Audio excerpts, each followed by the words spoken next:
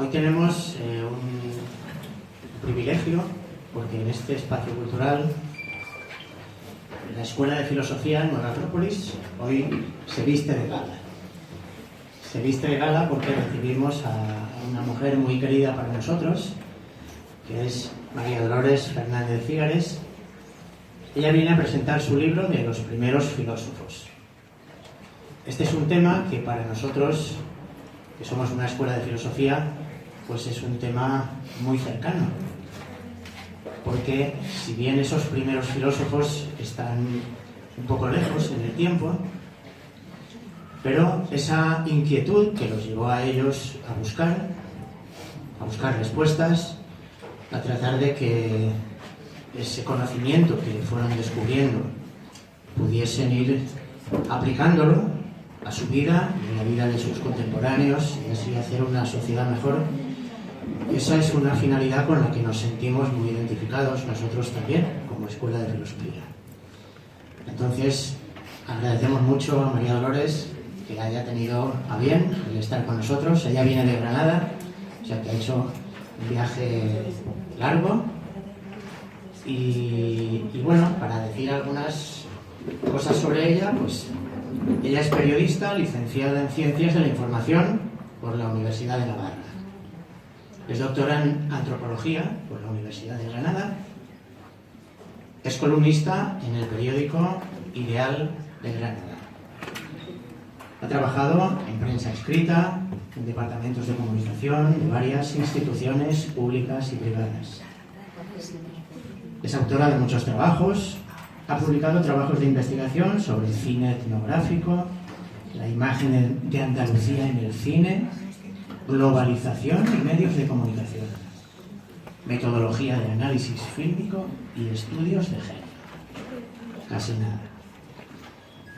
Cultiva el estudio de la filosofía dictando cursos y conferencias y colaborando en publicaciones de carácter filosófico y antropológico. Ya tuvimos la ocasión de recibirla con la presentación del otro libro que escribió, que fue Los amigos de Platón. Hoy, pues, vamos a poder hacerle muchas preguntas. Ella quiere que le hagamos preguntas porque esos filósofos que tantas preguntas se hicieron y tantas respuestas encontraron son nuestros antepasados. Y nosotros, como ellos, también nos hacemos muchas preguntas sobre la vida, sobre la muerte, sobre el sentido que tiene la vida, el dolor, el placer, todo. Todos son preguntas y necesitamos encontrar respuestas. Y ella, pues, ha investigado en ese remoto pasado y ha encontrado muchas perlas que pueden embellecer nuestra vida. Entonces, no sé cómo empezar. Pues nada, nos vamos a sentar.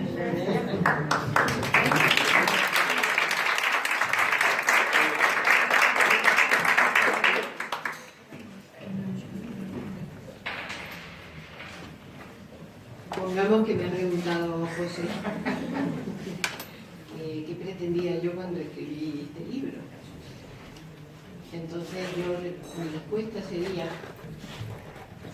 que, bueno, yo he hecho todas estas cosas porque, bueno, en la vida profesional de alguien, pues uno tiene que hacer cosas para ganarse la vida también, ¿no? Me llevo fatal con los micrófonos, ya lo digo. ¿Así? Entonces yo, pues en estos momentos de mi vida ya lo que me interesa es lo que me interesa, que es la filosofía.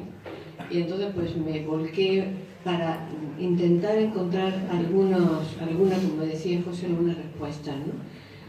Porque la situación que vemos en nuestra sociedad es una situación muy dura para todos estos temas del alma, que son los que a nosotros nos llaman, ¿no? ¿Me escucháis bien? Sí.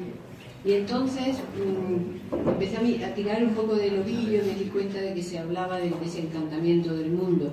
En el libro, en el prólogo, Fernando Schwartz, que es el director del Instituto Hermes, pues habla de este asunto del desencantamiento del mundo. ¿Qué es el desencantamiento del mundo? eso lo inventó Max Weber, que es un gran pensador sobre las sociedades, ¿no? Pues significa que hemos dejado de lado todo lo espiritual, prácticamente, para decirlo brevemente. Esto no se ha hecho de repente, sino que ha sido un proceso paulatino. La primera fase de ese desencantamiento fue cuando empezamos a considerar que la naturaleza estaba al servicio del ser humano. Y en lugar de, como hacían los antiguos, venerar los lugares donde se habían precipitado lo divino y sacralizar la naturaleza, nosotros lo hemos desacralizado todo y lo hemos empezado a utilizar, le hemos llamado algo tan insimpático como recursos naturales, es decir, aquello de lo que nos aprovechamos para vivir el ser humano.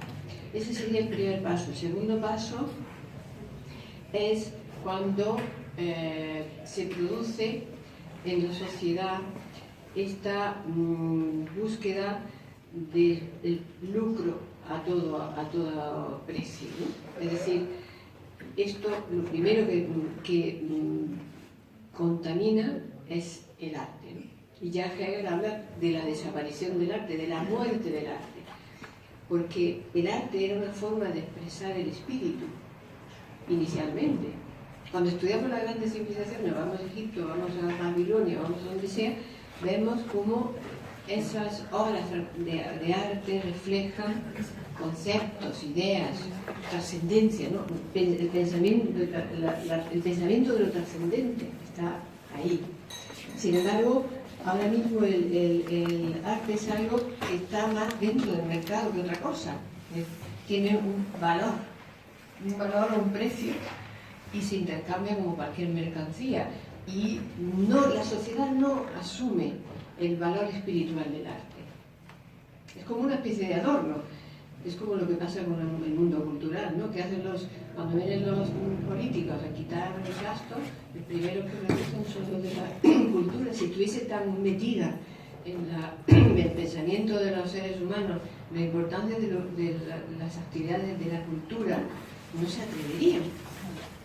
Pero se atreven perfectamente porque saben que a la gente en el fondo no le importa nada, ni el arte, ni nada. Yo pensaba hace poco que cuando hablamos ahora de estas cosas de las redes sociales, de esa banalidad permanente o esas televisiones, de la televisión basura, todas estas cosas, yo decía, ¿cómo sería la sociedad si en vez de tener ese tipo de contenidos, fuesen contenidos relacionados con la música, con la pintura, con la literatura?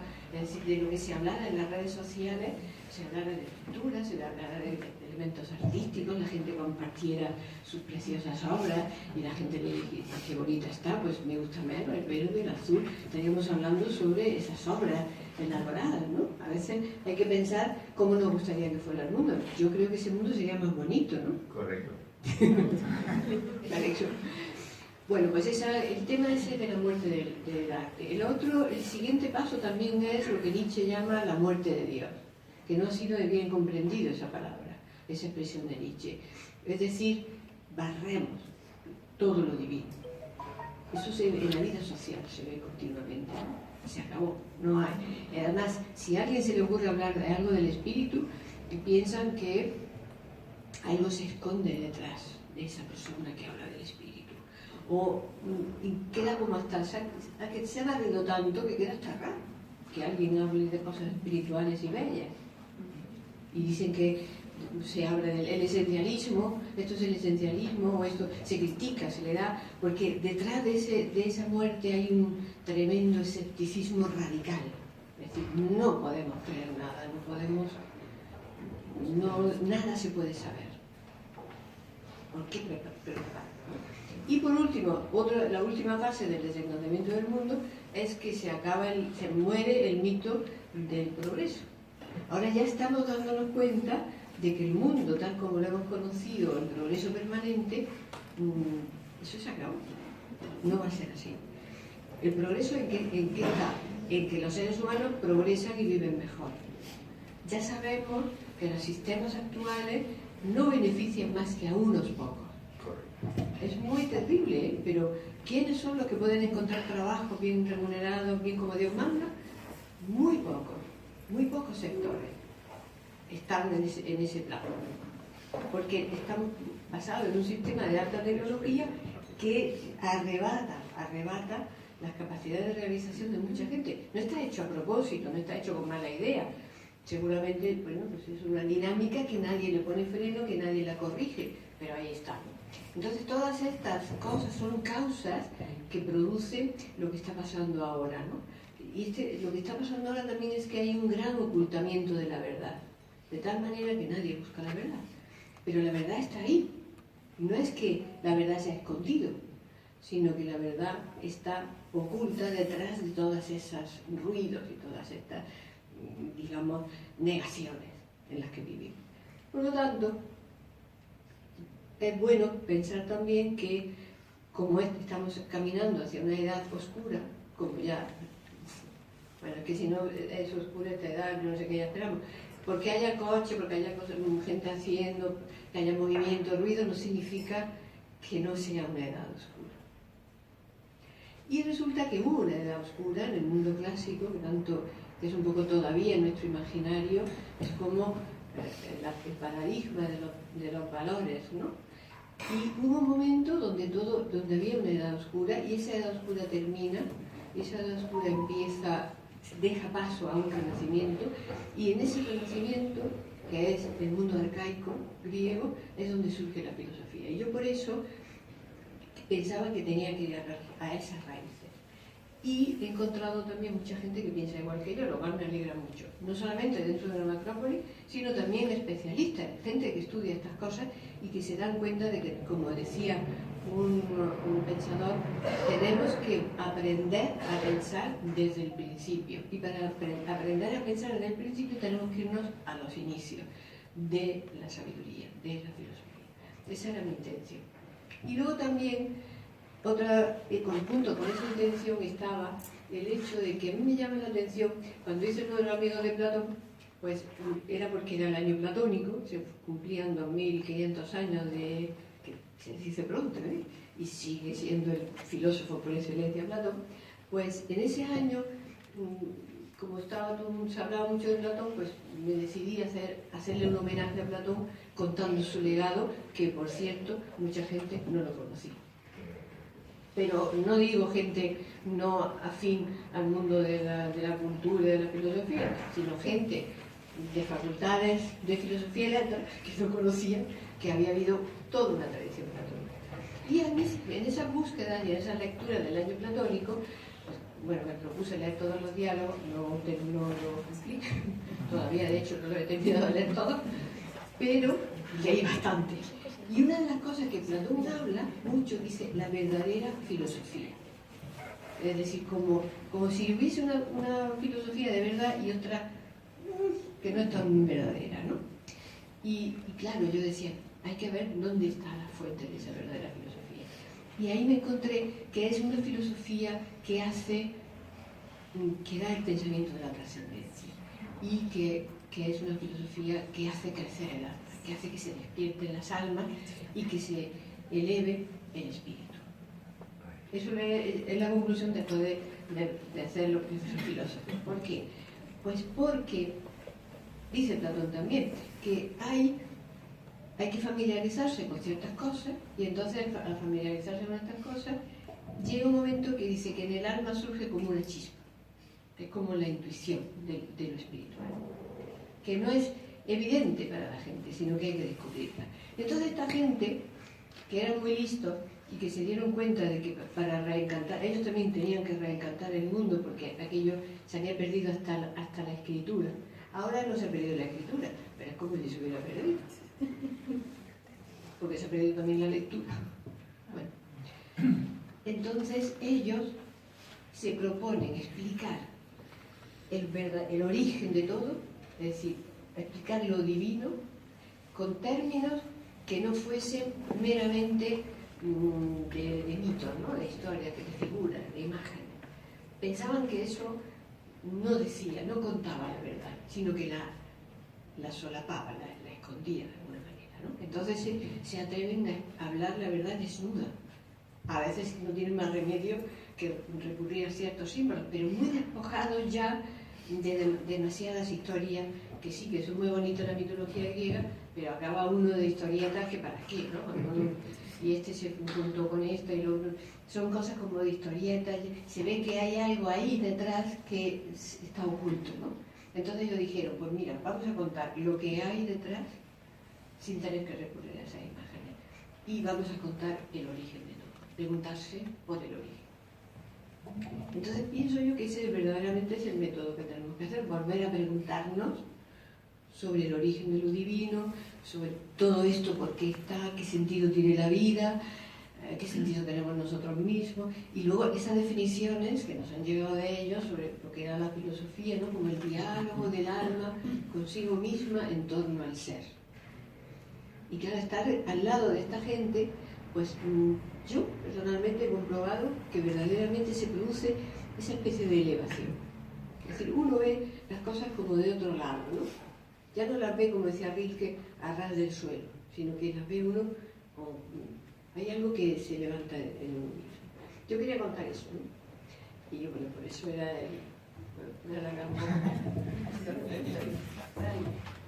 Bueno, yo quería preguntar también acerca de las iniciaciones y los misterios.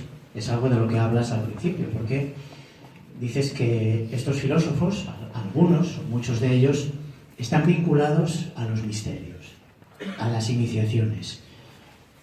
Eso, por el hecho de ser un misterio, pues debe ser un poco difícil de explicar. Pero si ellos tomaron de ahí su alimento, hundieron ahí sus raíces, será porque esa potencia de la que hablas también, que encontramos en esos primeros filósofos, quizá no arranca de unas elucubraciones sin más, sino de algún lugar, de algún misterio. ¿Nos podrías acercar un poquito a los misterios? Bueno, yo lo que he hecho en este aspecto, desde el punto de vista de conocer esto, porque siempre hay referencia a los cultos mistéricos, ¿no? Los misterios de Eleusis, los misterios dionisíacos, los misterios de Samotracia, hay mucha literatura y en realidad la palabra misterio para nosotros significa muy diferente de lo que ahí significaba, que ese es otro de los problemas que me he encontrado al hacer el libro, que las palabras cambian su significado a lo largo del tiempo y a veces la gente las traduce de una manera que no era tal cuando se hacen esas palabras. Entonces, la palabra misterio, el culto mistérico, se refiere a algo propio de algunos tipos religiosos, de algunas religiones, en concreto la religión griega de la que estamos hablando, la religión en el mundo arcaico. ¿Qué son esos misterios? Pues hay una serie de ideas generales para el público, para la gente, para el pueblo, para que el pueblo perciba lo sagrado, perciba lo divino, y luego hay en la parte mística o mistérica, que tiene la misma raíz, significa que algunos que sienten, que quieren, porque es realmente el que participa en los misterios es por propia voluntad, pues les preparan, le dan una serie de prácticas para purificarse interiormente y para conocer ciertas verdades que requieren purificación. Yo eso me he dado cuenta porque es verdad que hay cosas que hasta que uno no se ha despojado un poco de esos egoísmos, de esos materialismos, de estas cosas que vemos alrededor nuestro, hasta que uno no se ha liberado un poco de esto, no es capaz de entender ciertas cosas que están dentro de la filosofía. Entonces, eso es lo que hacían los misterios. Los misterios les daban una serie de criterios. ¿Cuál era el núcleo de las enseñanzas mistéricas de Eleusis y de eso que estamos diciendo antes? Pues, por ejemplo, la inmortalidad del alma, ¿no? Esto es algo muy importante porque para tú entender que cuando te mueres no te mueres, puedes hacer dos cosas. Una, realmente experimentar si cuando te mueres, te mueres. Sí, es que eso lo hacía. Eso lo hacían los egipcios para los grandes iniciados. Es decir, tenían que aprender a morir muriendo. Era como, de hecho, incluso Platón viene a decir, la filosofía es una preparación para la muerte. O sea, el tema de la mortalidad es importante para decir a dónde vamos, ¿no? Es decir, está claro que todos nos vamos a morir. Y qué curioso que en nuestra sociedad nadie habla de qué es morirse. Correcto. Y bueno, y luego los cuentos que te cuentan a veces las religiones exotéricas, pues es un poco como, mira, esto no me lo puedo creer ya, de verdad. Porque bueno, son unas respuestas un poco simples, ¿no?, sobre el tema de la muerte. Esto en los misterios, en esas reuniones, en esos grupos, en estas cofradías y en esos ritos, pues se veía, y era una doctrina sobre el alma. Fundamentalmente era eso. Y lo curioso también es que en estos maestros presocráticos, pues pone que lo de presocrático es que es como una manera de hablar. Yo no lo uso prácticamente, porque me parece muy reduccionista decir presocrático, ¿no? Porque como son de antes de Sócrates, pues ya está. Es que no son todos iguales. Por eso yo preferí decir los primeros filósofos, porque cada uno aborda la verdad desde una óptica diferente, ¿no? Y es como una sinfonía entre todos. Y entonces, pues, decir, entonces para entendernos tenemos a veces que decirlo. Entonces ahí el tema de los misterios, ¿qué significa? Pues que esta gente se ve que tenían un conocimiento de lo divino, pero no teórico de un señor que le había dado unas clases, sino vivido. Era una manera de vivir la filosofía, que luego Pitágoras acuña la idea de la vida pitagórica o vida filosófica. O sea, es una forma de vida la filosofía. Eso es una novedad tremenda que surge entonces. Es decir, tú puedes vivir tu inmortalidad para darte cuenta de que eres inmortal. Si no, ¿qué más te da? Que te digan, eres inmortal. Ah, vale, pues bien. Pero, ¿cómo siento yo que soy inmortal? Debo de vivir esa experiencia de sentirme inmortal. Eso es lo que ellos enseñaban para aquellos que estaban dispuestos a pagar el precio de esto, que era purificarse, a base de una serie de ritos, a base de una serie de cosas.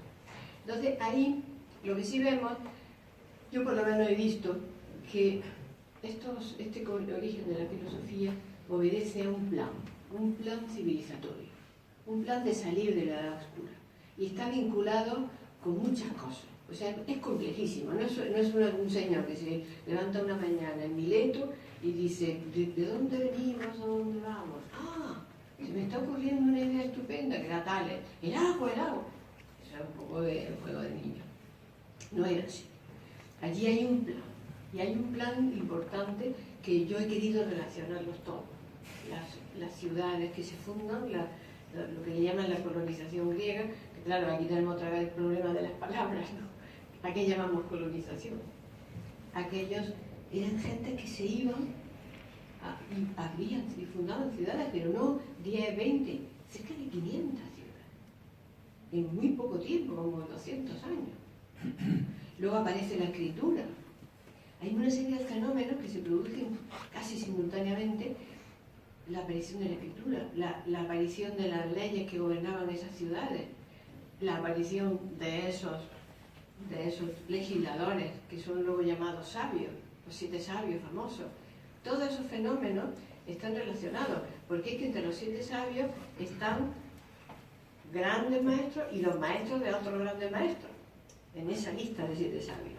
Y luego están también gentes que son como la columna vertebral de lo que son la política, los pueblos, el gobierno, es decir, las ideas fundamentales que traen la civilización.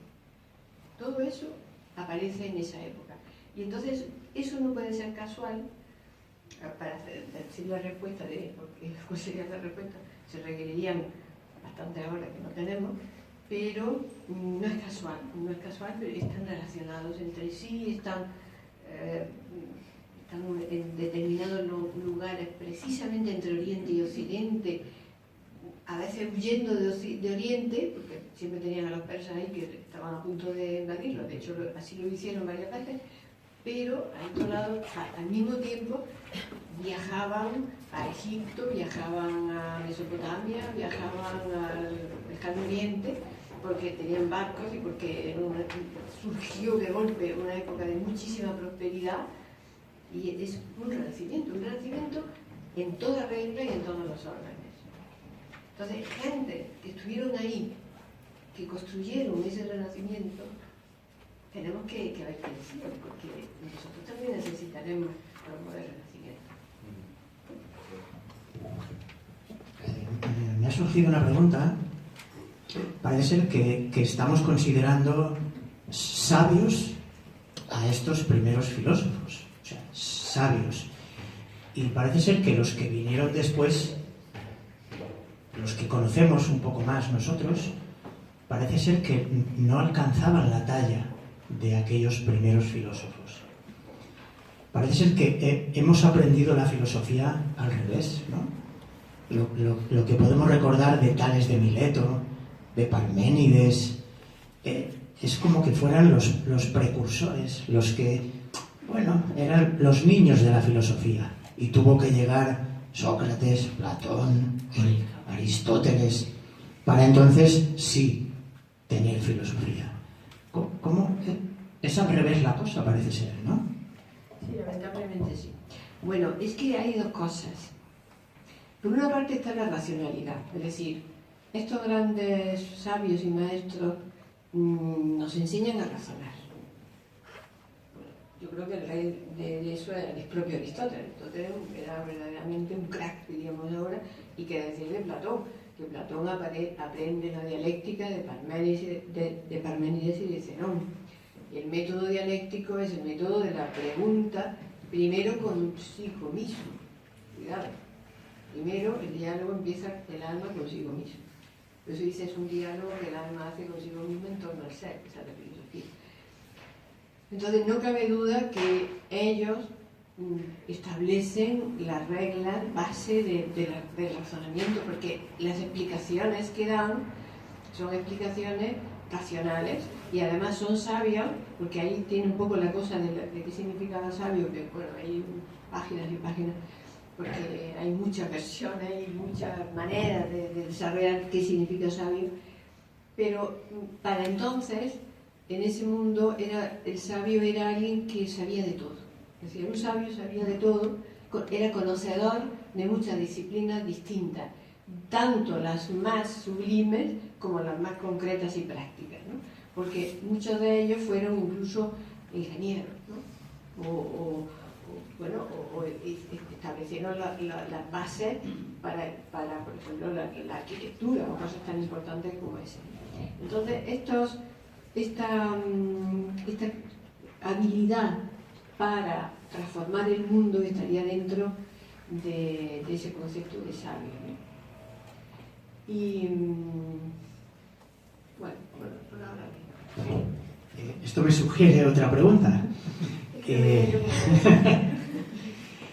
Este conocimiento, esta sabiduría que alcanzaron estos filósofos, parece ser que no es algo para ensimismarse en algo teórico, por más que sea sublime, sino que todo eso sirvió para luego llevarlo a la civilización. Quizá eso sería más el concepto de la filosofía que el teorizar, y que hoy en día aquellos que se llaman filósofos quizá no son tan filósofos, sino más bien teóricos de la filosofía. Tema espinoso donde los hay, es que la teoría y la práctica, separarlas es un error, ¿no? No se puede separar la teoría de la práctica. O sea, para uno practicar tiene que saber antes qué va a practicar, ¿no? No podemos oponerla, lo teórico y lo práctico. Ellos demuestran precisamente que conocer lo divino no invalida el ser un científico, porque ellos eran grandes científicos, son protocientíficos probablemente, a los cuales las ciencias todavía actuales les deben mucho, y no olvidemos la cantidad de científicos del siglo XXI que se han inspirado incluso con textos de estos presocráticos, se dice de muchos de ellos, ¿no? Es decir, que iluminan en todos los niveles. Entonces, es que yo creo que lo necesario, lo más importante es la pregunta sobre lo divino y sobre el origen, porque a partir de ahí es como una iluminación. La palabra sophos viene de phos, que es luz. O sea, la raíz semántica de la palabra sofos, sabio, viene del griego de luz, de la idea de fos. Y entonces es una iluminación, ilumina algo que llega hacia lo luminoso, ¿no? Entonces, al ver, cuando vamos a preguntarnos por el principio, no nos quedamos ahí. Ahora luego esa luz va a iluminar de arriba a abajo todo lo demás. Porque de hecho ellos lo hacen así también. Nos han quedado muchos fragmentos dispersos, ¿no? Pero por ejemplo, el caso de Parménides, que para mí es un gran místico Parménides, sin embargo Parménides era un científico. Investigó sobre la medicina, investigó sobre las propiedades de las plantas, investigó sobre el origen de los minerales, muchísimas cosas de los pocos fragmentos que nos quedan, ¿no? de Parménides. Y entonces ahí se demuestra que lo importante es lo importante y después viene todo lo demás, ¿no? Tiene uno que no dividir, no separar la práctica de la teoría. Eso viene de eso de Aristóteles, que Aristóteles, como era muy cientificista, todo lo catalogaba, ¿no? Hacía categoría y muchas llaves, ¿no? Muchos cuadros sinópticos, porque era muy de mirar la física en el sentido físico de tocarlo, ¿no? Y le faltaba, por lo menos no nos ha llegado suficientemente claro por parte suya, lo que pensaba en otros niveles. Con todo y con eso, explica muy bien lo que es la filosofía de Aristóteles, ¿eh? Yo me he pasado, escribí un libro que se llama Sobre la filosofía, que lo que sabemos es lo que se citó porque es uno que se ha perdido, y explica muy bien todo eso, ¿no? Todo eso de lo que es iluminar la razón, las cosas. Pero es que luego, pero no nos quedaríamos ahí tampoco. Ahí habría ahora que despertar esas cualidades interiores que están dormidas, ¿no? El desvelamiento, el desocultamiento, ¿no? La purificación. Tiene que haber una purificación para que sigamos pensando, sigamos sabiendo. Tiene que haber una ética de saber lo que es bueno y lo que no es bueno para orientarnos en todo ese espacio, ¿no? Entonces todos esos valores deben estar todos juntos. Y esa es la sabiduría. Entonces vamos hacia la sabiduría de Six Philosophers, es decir, quiero ser sabio, quiero llegar a la sabiduría, tener como meta la sabiduría. Con toda humildad, porque sabemos que es muy difícil llegar, pero por lo menos me pongo en camino. No sé si te he contestado.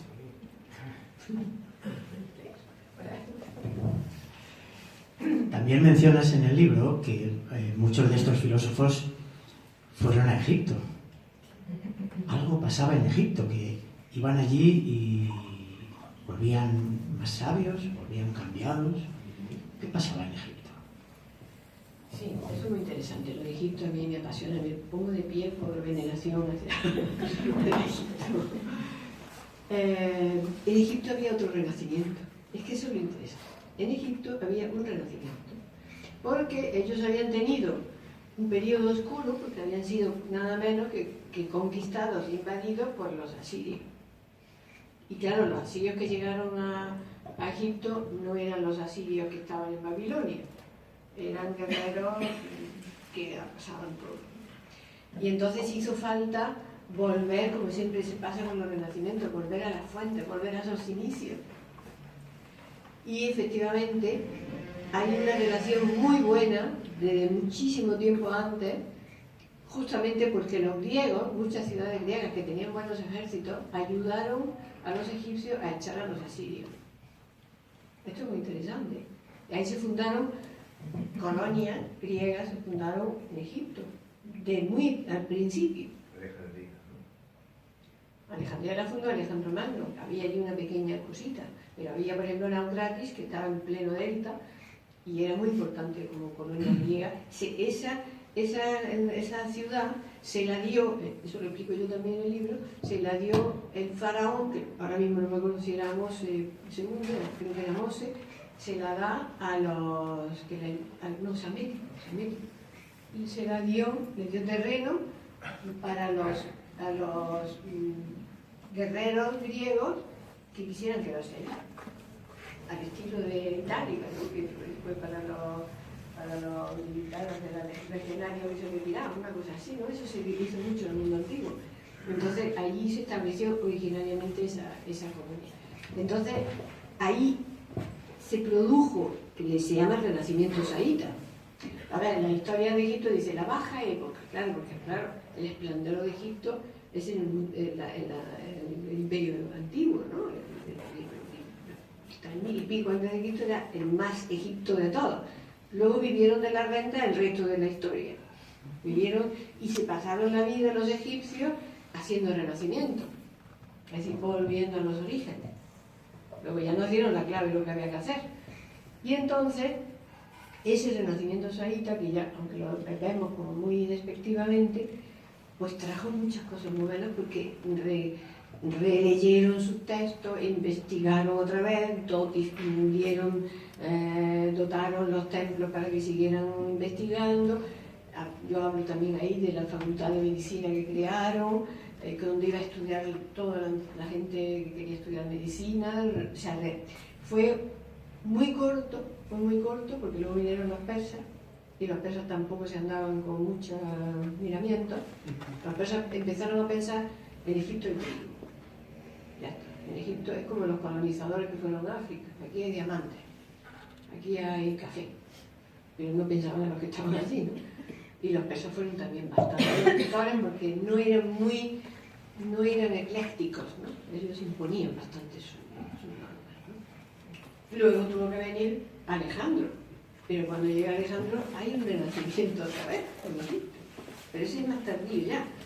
Este que estamos diciendo ahora de esa época era el de después de los asirios, ¿no? Y hay muchos datos, ya se ha investigado bastante sobre qué pasó en esa época. Y es emocionante ver cómo vuelven otra vez a sus orígenes. De hecho, ahora cuando vamos a Egipto, lo hacen también los Ptolomeos, ¿no? Porque Alejandro no era tiempo, pero Ptolomeo sí, y sus sucesores. Casi todos los templos que vemos tan bonitos, y que parece que son que llevan allí 5000 años, han sido todos restaurados en la época helenística. O sea, la mayoría. Yo me acuerdo que la primera vez que yo fui a Egipto eso me decepcionó. Me decía, entonces no hay ningún templo que sea antiguo de verdad. Sí, la pirámide, bueno, menos mal.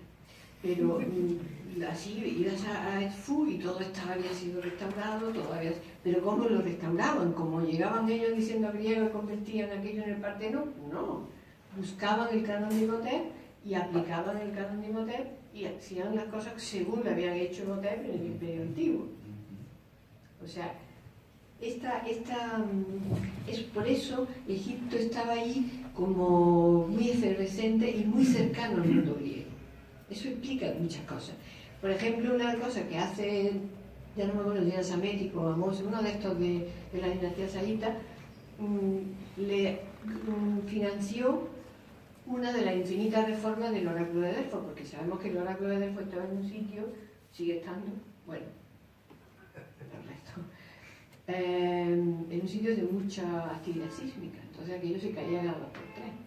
Y hay muchos casos de mandatarios, ¿no?, que mandan restaurar el oráculo de Delfos, ¿no? Los romanos, Adriano, por ejemplo. Hay muchos, perdura en el tiempo porque había gobernantes que decían, esto hay que mantenerlo, ¿no? Pues los primeros que restauraron el oráculo de Delfos fueron los egipcios. Y aquello debía ser interesantísimo ver llegar a esas ciudades griegas aquellos egipcios, que eran amigos, eran como colaboradores de ellos, ¿no? Entonces sí tiene explicación, porque claro, los centros, las casas de la vida de Egipto estaban allí desde que Ramsés II, y siguiendo las instrucciones de su papá, Seti I, hizo que todo en la historia de Egipto estuviese documentado, ¿no? Entonces creó una impresionante biblioteca en el Rameseo. En fin, que allí había mucho. Había muchísimo que aprender, mucho. Luego también, cuidado, que hay que reivindicar Mesopotamia. Yo últimamente que estoy dando clases de religión, estamos estudiando la religión de Sumeria, verdaderamente que sabemos poco, porque bueno, las investigaciones son bastante recientes, ¿no? Pero verdaderamente los babilonios también eran como los egipcios. Incluso los asirios, que eran bastante bestias en general, Pues sin embargo, había, por ejemplo, Asurbanipal, que creó también una biblioteca, la biblioteca de Nínive, y allí había de todo, también tenían conocimiento, en definitiva. Las primeras leyes que ha tenido la humanidad se diseñaron en Sumer. Es que es muy bonito todo esto porque es importante, cuando buscamos, decimos, bueno, esto está muy mal, la situación está fatal en el mundo, esto que decimos, yo creo que estamos en una edad oscura, francamente, una edad de oscuridad, tiempo de penumbra, de oscuridad. Entonces, esa oscuridad, ¿cómo saldríamos? Pues tenemos que buscar dónde está la luz. ¿Dónde está la luz? Pues en la sabiduría. ¿Y qué hicieron otros en la antigüedad? Pues buscaron la luz y hicieron tal, ¿no?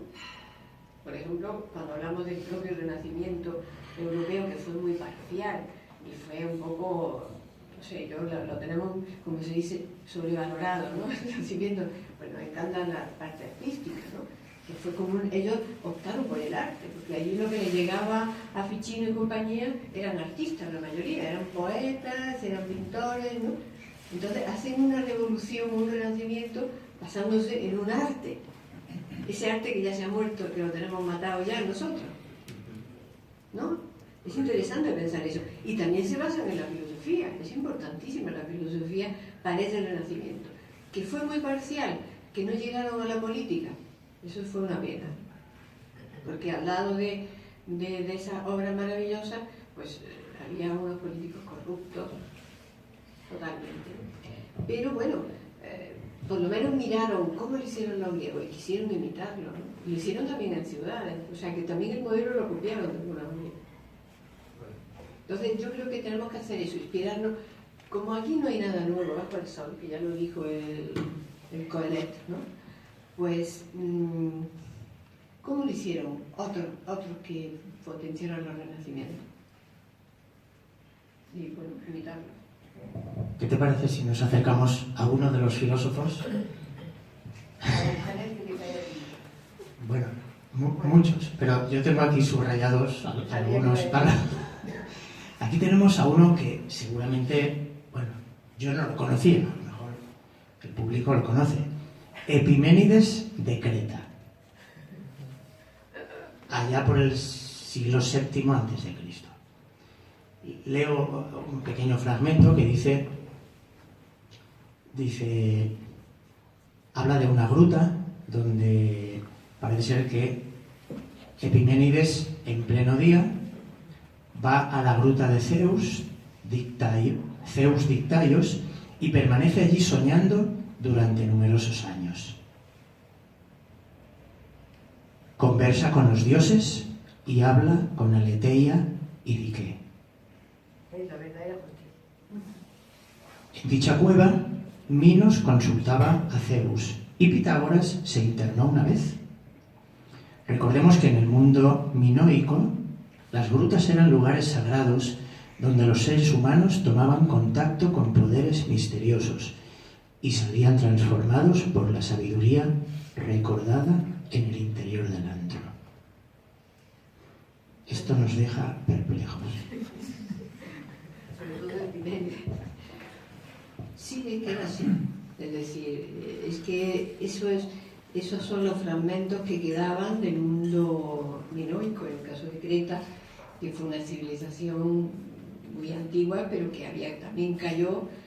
Fue lo que surgió cuando llegan los micénicos, eran como los asirios del mundo griego, llegan los micénicos, conquistan Creta y las islas de alrededor, es decir, toda la aristocracia de Creta, y bueno, y al poco tiempo caen también los micénicos y se acaba la civilización, se acaba la escritura, se acaban las cosas.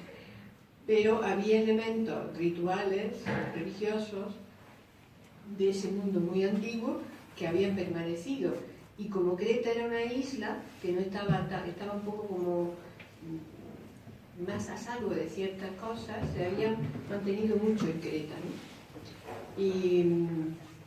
Y claro, en estos casos esto es lo que lo recoge Plutarco, que no era ningún aficionado, ¿eh? Plutarco de Queronea, que es el que escribe la biografía de los...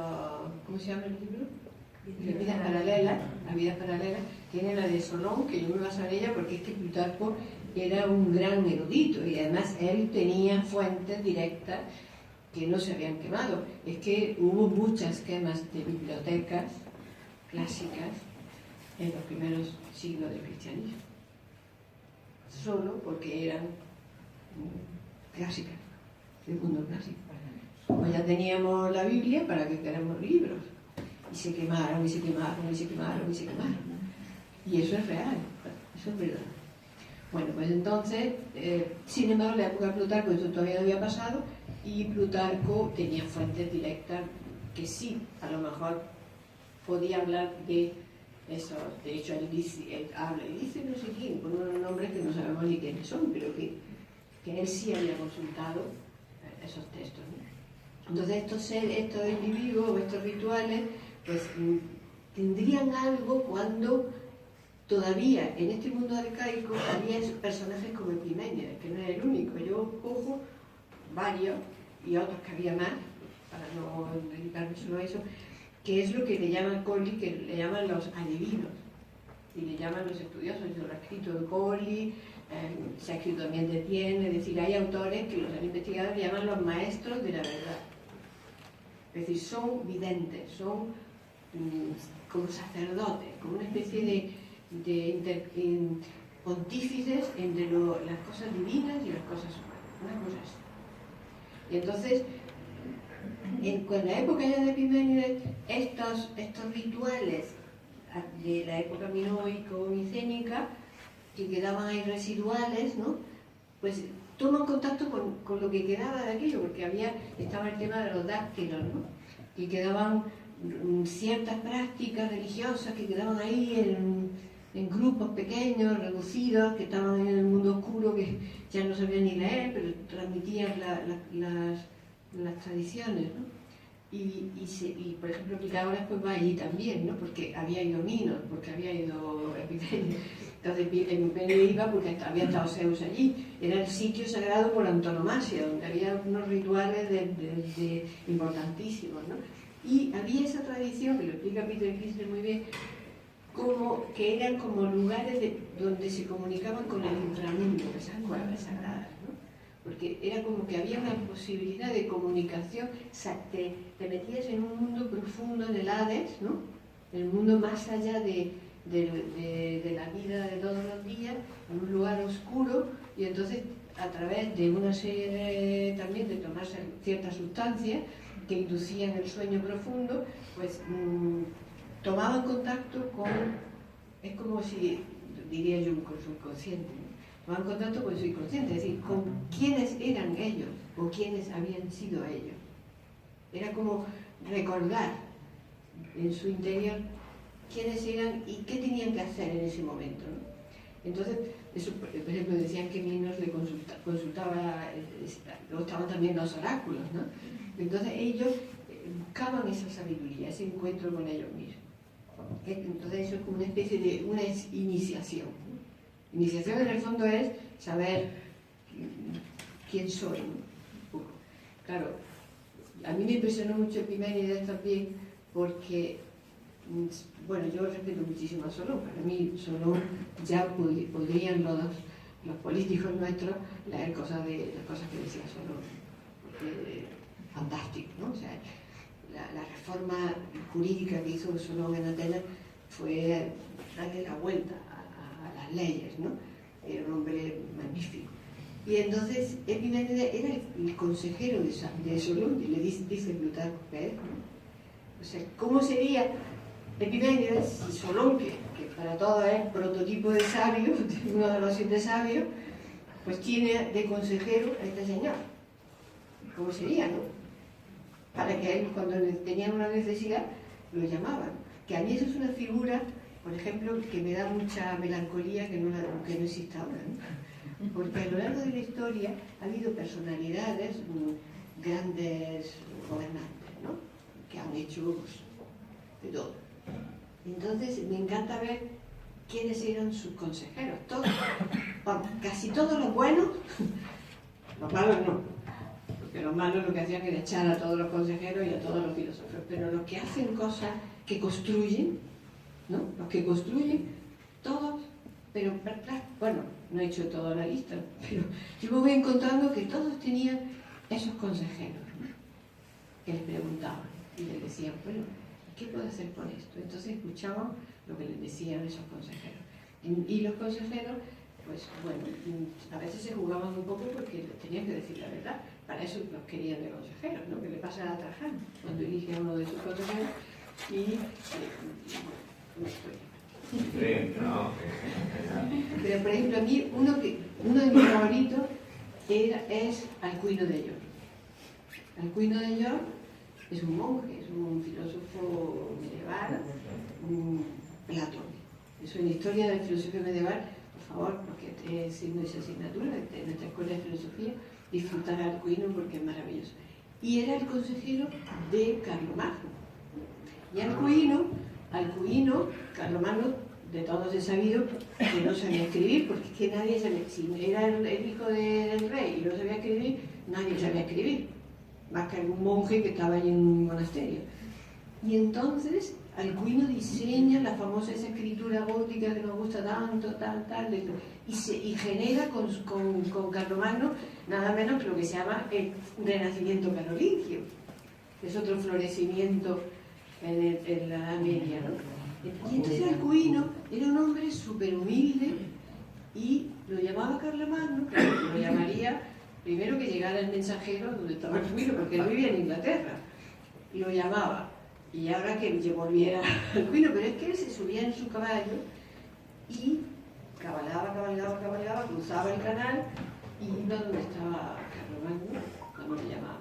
Y era su consejero, ¿no? Entonces, estos también, quizá el más antiguo, el más impresionante es Epimenides, ¿no? Epimenides hacía su curso, ¿no? Entonces, él vivía en Creta y cuando lo llamaban, pues iba y decía, mira que están las cosas muy mal en la ciudad, que la gente se lleva a matar, que se pelea. Y entonces él hacía rituales de purificación y calmaba.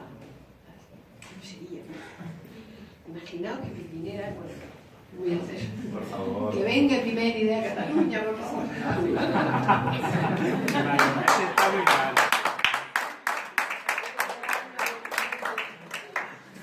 Calmaba, tranquilizaba, recuperaban el discernimiento, ¿no? Volvían a hablar. Continuando un poquito con Epimenides, dices aquí, el sabio Epimenides representa una estirpe muy antigua de grandes maestros de lo invisible, capaces de establecer vínculos con lo sagrado. Vínculos con lo sagrado. Vamos. Esto tiene un problema, y es que cuando hay decadencia, los que eran tan maravillosos se convierten en unos traficantes iguales, y entonces pues luego hay una decadencia posterior, ¿no? Porque el propio Platón los ataca, los critica, ¿no? Sabe que él tenía su corazoncito en el tema de los misterios, pero se daba cuenta de que había mucho charlatán en la época. Es difícil, ¿no? Porque claro, uno dice, yo tengo contacto con el invisible, con los dioses, y he recordado todas mis vidas anteriores, y ahora voy a hacer lo que yo diga, ¿no? Es peligroso eso. Yo creo que eso también era un momento muy especial, y era gente muy especial. Porque es que además, una de las veces que va Epimenides a Atenas, que hace unas purificaciones para eliminar una peste o algo así, porque también no era solamente hay una cosa mística, seguramente dirían lo que tenían que hacer para que no hubiese tanta contaminación, porque varios de los sabios hicieron eso también, llegaban al sitio y le decían, hay que quitar esta laguna, porque se daban cuenta de que allí había un foco de contaminación feroz y la gente se caía, se moría, ¿no? O sea que eran también elementos racionales, no eran solamente rituales.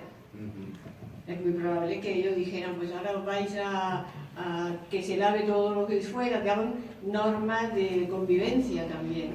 Pero una de esas veces que lo dejó a todos estupendamente, pues le ofrecieron dinero, le ofrecieron, ¿qué quiere?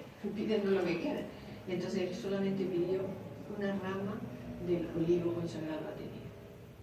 Eso es sentido de lo sagrado. Él se fue a Creta tan contento con su rama del olivo sagrado de Atenea. Claro, así no había mucho de tiempo. Estaba con Solón. Nos acercamos un poquito a Tales de Mileto. Como tú quieras, pero bueno, yo quiero decir una cosa. Si hablamos de todas estas cosas, luego no van a leer el libro. No, si yo estuve en una Con conferencia. más interés lo leeremos. Yo estuve en una conferencia, ya me sé perfectamente que no era tal, que no era el otro. Yo a veces cuando en los libros encuentro cosas interesantes, empiezo a subrayar y lo tengo todo rayado ya. Y luego he pensado, si es todo importante, en vez de subrayarlo todo, no subrayes nada, pero ya me he acostumbrado a subrayar y mira, lo tengo todo. Nada, una cosita sobre Tales, porque a lo mejor cuando estudiamos en el colegio filosofía en aquellos tiempos, Tales de Mileto era ese filósofo un poco loco, que decía que todo provenía del agua. Y claro, todo proviene del agua, eso nos daba que pensar. Tales, bueno, era un presocrático de esos que estaban empezando. Claro, pobrecito. ¿Cómo es esto del agua, de que todo proviene del agua? Vaya preguntita. Todo un capítulo de la página, no sé qué. Vamos a ver, es que ellos, de Tales nos ha quedado una frase, que no está mal, porque dice, todo está lleno de alma. Esto se ha traducido de muchas maneras. Hay unos que dicen, todo está lleno de almas, otras veces dicen, todo está lleno de dioses. Eso es todo lo que sabemos que dijo Tales. Lo del alma lo dicen ya los aristotélicos, lo del agua lo dicen los aristotélicos. Pero eso nos lleva a un problema que hay con estos filósofos, y es que está un poco en el lenguaje, ¿no? Es decir, los discípulos de Aristóteles, que son los que hacen la historia de la filosofía primera que se hace, de Frasto, que es más lejos, que era el discípulo directo de Aristóteles, pues hacen una historia de la filosofía usando los términos que ellos ya usaban ya, ¿no? Habían pasado unos cuantos siglos, por lo menos 2 o 3. Y entonces, pues le llaman los físicos, a estos le llaman los físicos. ¿Por qué? Pues porque estudiaban la fisis, ¿vale? Y en la fisis, ahí es donde empieza el problema. ¿Qué significa fisis? Pues siempre se ha dicho que fisis significaba naturaleza. Claro, un físico es un tío que estudia la naturaleza, pero ojo, no es naturaleza de la naturaleza que estamos viendo, de lo que vemos. Es la esencia de las cosas. Eso para empezar. Si decimos que fisis es naturaleza, estamos diciendo la naturaleza de las cosas, es decir, la esencia de las cosas. Ya estamos liando la cosa diciendo los físicos que estudian la naturaleza, que poco menos que son los que van a estudiar las mariposas en el campo, ¿no? Pues no. Y luego otra cosa que viene es la etimología de la palabra physis, en griego, que viene del verbo phio, que significa brotar, algo que brota, algo que surge, que se manifiesta. Ahí por donde van los tiros con lo que significaban estos que hablábamos. Entonces physis vendría a ser lo que se origina. ¿Cómo se originan las cosas? El origen, ¿no? Como génesis, muy parecido a génesis. Hay uno más que el verbo de génesis, de la palabra génesis, que cómo se generan las cosas. Entonces ahí es donde se lo plantea Tales, porque otra de las cosas que también es una frase, yo he dicho que todo está lleno de almas, como la frase que dijo Tales, pero también se le atribuye el famosísimo conócete a ti mismo. Parece ser que tiene todas las papeletas de que fuera él.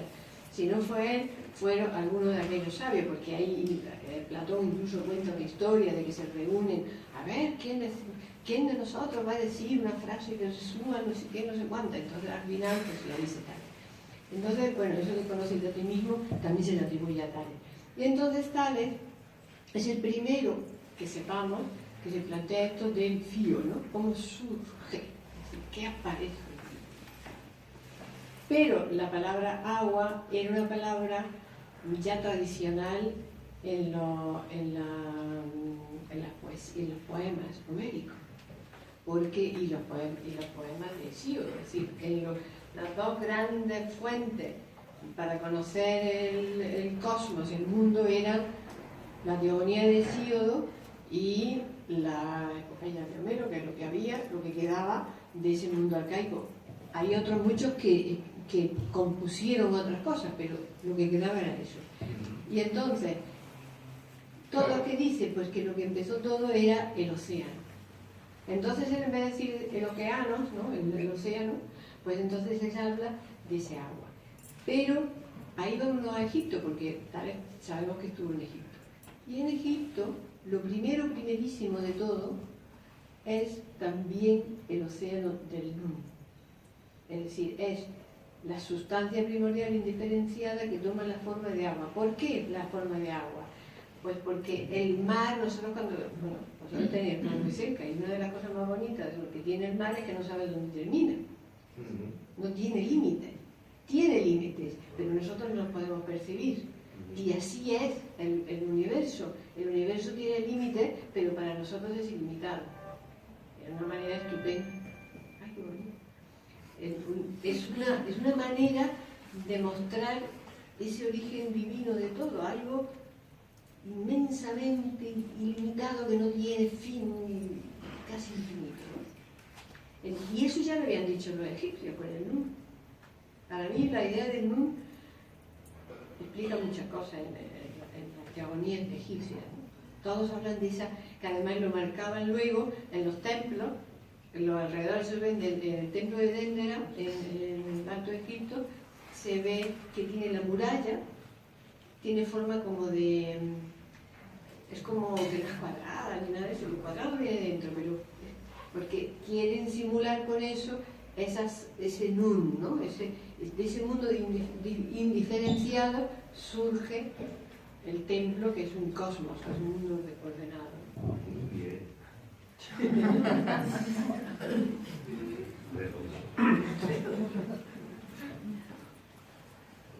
Bueno, nosotros no estamos en aquella época, estamos en este siglo XXI y nosotros quisiéramos también aprender algo de aquellos filósofos y ver de qué manera pues coger algo que pueda estar a nuestro nivel de aquellos grandes conocimientos y ver cómo vivir un poco la filosofía, sino de aquellas grandes ideas, sí las que puedan rebajarse a nuestro nivel, que podemos aprender. Bueno, pues yo aquí, parece que me han leído el pensamiento porque yo estaba queriendo hacer eso, que es que yo hice unas conclusiones. Y bueno, ¿y todo esto para qué? ¿Qué es el reencantamiento del mundo? ¿Cómo podía surgir? ¿No? Entonces, hice una especie de conclusiones que la titulé La vuelta a los inicios, y luego ya directamente pues planteaba una serie de cosas. Y si no os importa, lo voy a leer. Dice: los ciclos que mueven la historia nos colocan en situaciones semejantes a pesar de las distancias en el tiempo. Ahora, como entonces, hacen falta nuevos paradigmas que puedan superar la inercia de los sistemas decadentes, vacíos y gastados. Y si el amor a la sabiduría lo hizo entonces, también lo puede hacer ahora, como vienen señalando varios estudiosos desde diferentes perspectivas. Coinciden en la finalidad que manifestaba Teresa Oñate, una experta en filosofía antigua, en el primer capítulo de este trabajo. Tenemos que volver a aprender a pensar desde el principio, quizá con una nueva perspectiva que Gadamer define como el pensamiento de la trascendencia, que es como denomina a la vieja metafísica, tantas veces negada y tergiversada. Un acercamiento sencillo y profundo a las palabras que nos han llegado de los primeros filósofos, aunque fragmentadas, nos permite vislumbrar cómo podría trazarse el camino de una filosofía que nos condujese a un mundo nuevo y mejor, a partir de las nobles huellas que nos dejaron tan grandes maestros. con la condición de que reconozcamos nuestro desvalimiento, el desencantamiento del mundo al que nos ha llevado un exceso de racionalismo materialista, utilitarista y nihilista. A modo de conclusión, ofrecemos algunas sugerencias. Entonces yo he cogido 7. 1. Aprender a pensar, haciéndonos las preguntas adecuadas. Atreverse a saber cuál es el origen, de dónde venimos. Todo ello a partir del conócete a ti mismo. Una máxima que nos llega desde las brumas del mundo griego arcaico. Eso es que tenemos que acabar ya, ¿no? Tengo una madre malita, por el sentido que... Cuidado mucho. Una manera sencilla de señalar que en cada ser humano se reproduce el proceso que dio lugar al nacimiento de la filosofía. Esto es una clave. En cada ser humano se reproduce ese proceso. El diálogo consigo mismo en torno al origen de las cosas y los seres. Cultivar esa actitud investigadora sobre las causas y los efectos, sobre lo que se oculta por detrás de las apariencias o de las intenciones camufladas. Pensar hacia dónde dirigimos nuestros pasos, con qué finalidad caminamos. Eso sería la primera. La segunda, la filosofía como forma de vida. Cuando se vive filosóficamente, se produce una síntesis entre lo que se sabe y lo que se practica, en los actos de cada día. Descubrimos el sentido y el significado de los acontecimientos. Aún las más elevadas doctrinas, aparentemente desconectadas de lo que llamamos la realidad, proyectan su luz sobre las decisiones que hemos de tomar, aunque sean las más cotidianas o fugaces. Aparece la coherencia ética y los valores vividos se hacen comprensibles y deseables. Surge la ejemplaridad. Mueven más a la acción unas pocas conductas admirables que todos los discursos cargados de mensajes grandilocuentes. En cada persona que admiramos por sus virtudes y sus hechos luminosos, hay un ser interior que reflexiona sobre lo vivido para comprender. 3. Una ética individual y social. Quizás sea esta una de las necesidades más urgentes y más difíciles de satisfacer. Alcanzar la moderación, la búsqueda del encuentro con los otros. La unidad entre los seres humanos no puede lograrse sin la implicación de todos y cada uno de los individuos que integran las comunidades. Estas, además, necesitan garantías para la libertad y la concordia, protegerse de las distorsiones que producen la codicia y el egoísmo. La ciudad, en el sentido de sociedad, puede y debe beneficiarse de las acciones desinteresadas de los filósofos. Se enriquece con sus propuestas equilibradas y prudentes. Cuando las ciudades escucharon a sus pensadores, florecieron las artes y las ciencias, y la felicidad de los ciudadanos fue mayor. Los problemas que surgen en la vida, tanto individual como social, siguen siendo los mismos, por lo cual comprobamos hasta qué punto sus recomendaciones siguen siendo vigentes aquí y ahora. 4. El ejemplo de los sabios. Es necesario volver a mirar a los que establecieron puentes entre los seres humanos y la sabiduría. Vemos que no es tan compleja la búsqueda como a veces suponemos. Basta con aprender de ellos a saber observar y dejar que el alma se abra a los caminos que surgen cuando consigue elevarse por encima de las experiencias limitadas. Cada uno tiene un mensaje particular que orienta y señala hacia dónde caminar. Es recomendable conocerlos a todos y compararlos. Una vez más, el eclecticismo filosófico puede salvarnos de la angustia de pensar que no hay nada que el ser humano pueda conocer con certeza y no vale la pena ni siquiera intentarlo. 5. El regreso a lo sagrado. La filosofía no se reduce a un ejercicio racionalista de elaboración de argumentos, sino que tiene mucho que ver con un reconocimiento de lo divino en el mundo y los seres humanos.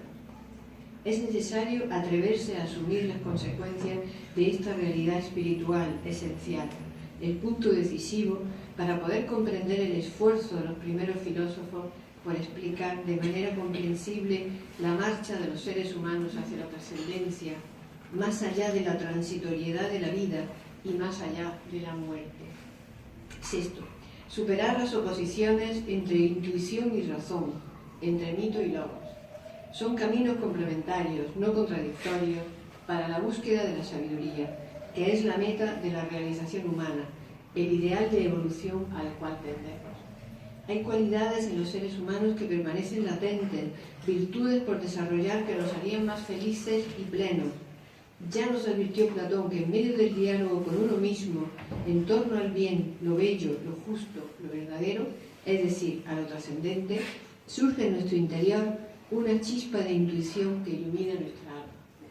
Y séptimo, si la meta es la sabiduría, entonces necesitamos un sistema de conocimiento holístico que abarque la ciencia, las artes, la política, la mística. Un sistema que relacione las disciplinas y las conduzca a propuestas que puedan constituir el núcleo de una cultura y una civilización que permita el avance hacia modelos que tengan en cuenta los diversos aspectos en los que se manifiesta la vida una, el ser uno.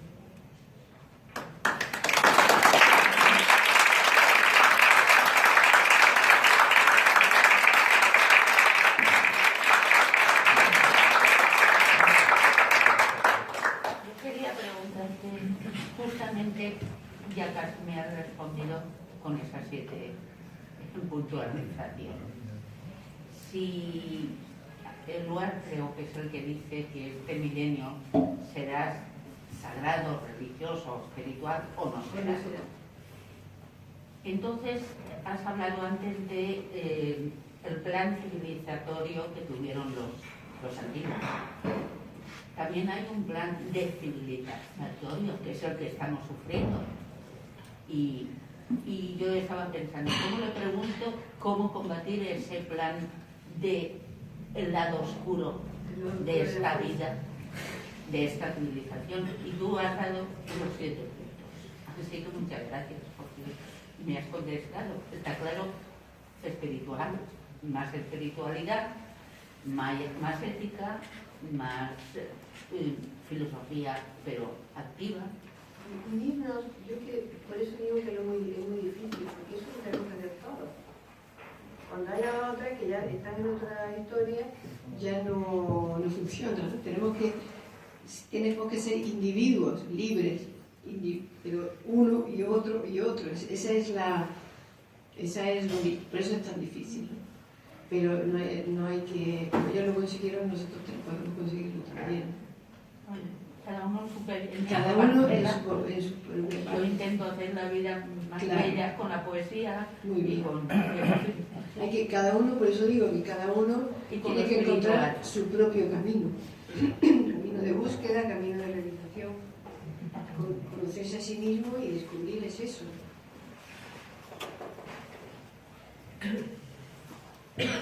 Si alguien quisiera hacer alguna pregunta, pues ahora creo que es el buen momento para hacerlo.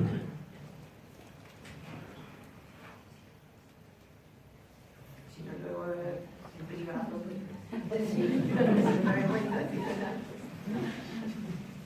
Yo creo que igual que María Dolores ha hablado de los filósofos antiguos, en el futuro alguien hablará de los filósofos como él. Aquí serán antiguos ya. Pues yo bastante antiguo ya soy.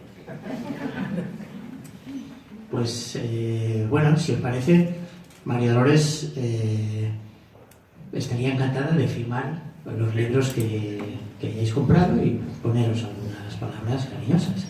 Si además... No seáis fetichistas, que no aumenta el valor del libro. Entonces, pues nada, para terminar vamos a darle un fuerte aplauso porque...